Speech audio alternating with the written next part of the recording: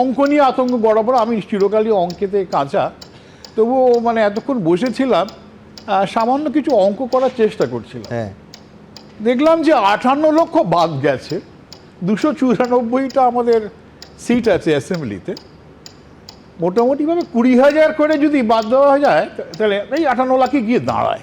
আবার অঙ্কটা আরেকটা করলাম, 30,000 করে যদি মানে 88 লক্ষ নাম যদি বাদ যায় প্রতি কেন্দ্রে, অ্যাভারেজ 30,000 করে বাদ যায়।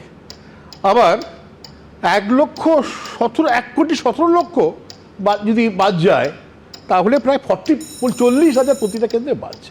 অঙ্ক দেখুন, ভোটের অঙ্ক হচ্ছে, ভোটের কেমিস্ট্রি ইম্পর্টেন্ট, সেটা আমরা কেউ করতে পারবো না। সেটা জনগণের মনের মধ্যে আছে, মানুষ কি ভাবছে সেটা ভোটের দিনই বোঝা যায়।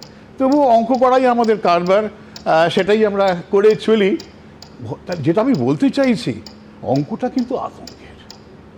অলরেডি প্রত্যেক আমার যদি চলে যায় 20,000 করে, আমরা জানি যে বিশ্বনাথ দা বললেন তৃণমূলেরও সিট আছে, বিজেপিরও সিট আছে, হ্যাঁ, কিন্তু এটাও আমরা জানি শাসক দলই কিন্তু এই মৃত ভোটার, অ্যাবসেন্টি ভোটার, হ্যাঁ, এএসডিডি যেটাকে বলা হচ্ছে, তাদের একটা বড় অংশ দিতে পারে। কেন অন্যরা দিলেই, অন্যরা দেয় না তা নয়, দিতে গেলে চাপে পড়বে।